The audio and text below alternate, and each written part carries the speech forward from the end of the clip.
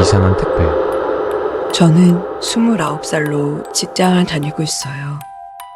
평범한 일상을 보내던 어느 날, 회사에서 집에 돌아왔을 때 현관 앞에 택배 하나가 놓여 있었어요. 이상한 건 제가 택배를 주문한 적이 없다는 거였죠.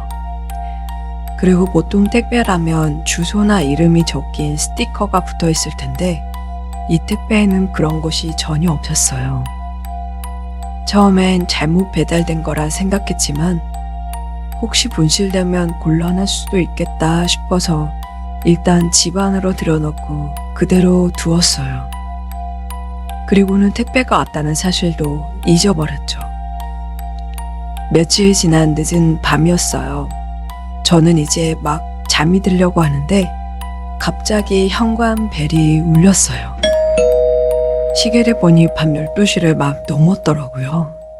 너무 늦은 시간이었기에 뭐지? 하면서 그대로 눈만 뜨고 누워 있었어요. 벨이 몇 번 울리고 나서 문 너머로 낯선 여자의 목소리가 들렸어요. 택배 찾으러 왔어요. 라고 말하는데 너무 기분이 이상하더라고요.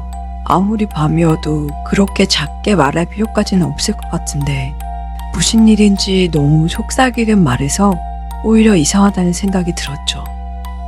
그리고 한밤중에 택배를 찾으러 온다는 것 자체가 말이 안 됐어요.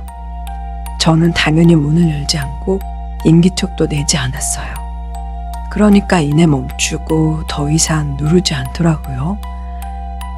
또 며칠이 지난 어느 밤이었어요.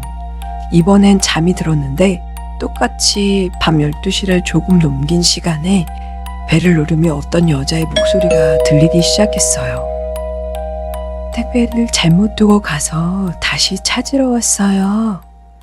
분명 같은 여자의 목소리였죠. 인터폰으로 화면을 봤는데 아무것도 없더라고요. 마치 깜깜한 듯 아무것도 보이지 않았어요. 현관 앞에는 센서가 있어서 움직이면 빛이라도 보여야 할 텐데 아무것도 보이지 않더라고요. 저는 겁이 났지만 문을 열지 않고 저번처럼 가만히 있었어요. 그 다음날 회사에 출근하고 밤에 수상한 사람이 자꾸 벨을 누른다고 경찰에 CCTV 확인 요청을 했죠. 그리고 다시 연락을 받았는데 경찰은 주변을 조사했지만 아무런 흔적도 발견하지 못했다고 하더라고요. 그리고 일단 경찰이 그 시간대에 주변을 순찰해주기로 하고 저는 여전히 불안했지만 그래도 기다려보기로 했어요. 그래서 그런지 그날 밤은 조용히 지나가더라고요. 그리고 일주일이 지났을 때 퇴근을 하고 집에 들어가려는데 집 앞에 경찰차가 있더라고요. 어떤 남자가 경찰 몇 명에게 포위되어 조사를 받는 것 같았어요. 이내 그 남자는 경찰차에 타더라고요. 저는 그 남자가 그 택배를 찾으러 한 여자와는 상관없다고 생각했지만 나중에 알고 보니 그 남자는 그 여자의 공범이었어요. 그 여자는 신흥 종교 단체에 속해 있던 사람이었는데 그 남자와 함께 돈이나 귀중품을 빼앗기 위해 범행을 저지르고 다녔다고요. 그 사람들이 한밤중에 택배를 찾으러 온다면서 여자가 문을 열게 만들고 뒤에 기다리고 있던 남자가 들어와서 위협한 다음에 물건을 갈취해 간다는 사실을 알게 되었죠. 전 너무 소름이 돋았어요. 제가 그날 밤 벨을 누른 그 사람들에게 택배를 아무 생각 없이 건네주었다면 어떻게 됐을까? 가슴이 철렁하더라고요. 저는 집에 가서 그 택배 상자를 바로 문 밖에 놓았어요. 그 이후로는 더 이상 이상한 택배가 오지는 않았어요.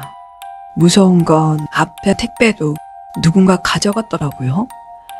그 이후로는 밤마다 벨을 누르는 사람도 찾아오진 않았죠. 그런데 밤에 잠들려고 할 때 다른 집 벨을 누군가 누르면 신경이 쓰이고 무슨 소리가 나나 귀를 기울이게 되더라고요. 한동안 여자 혼자 살고 있는 집만 벨을 누른다는 그 사람들이 어디서 지켜보는 건 아닌지 주위를 계속 살피게 되더라고요. 그 여자는 그 뒤로도 잡히지 않았대요. 결국 남자만 체포되었지만 그 사람이 끝까지 말하지 않은 바람에 사건은 그렇게 마무리가 됐죠. 저는 그 사건 이후로 항상 문을 2번씩 잠그고 낯선 사람에게는 절대 문을 열어주지 않고 인터폰으로만 얘기해요. 여러분도 벨이 울린다고 해서 문을 바로 열어주지 마세요. 문 뒤에 그 사람이 어떤 사람인지 모르니까요. 괴담이자 구독, 좋아요, 알림 설정을 하시면 새로운 영상을 가장 먼저 들으실 수 있습니다. 다음 영상도 기대해주세요. 감사합니다.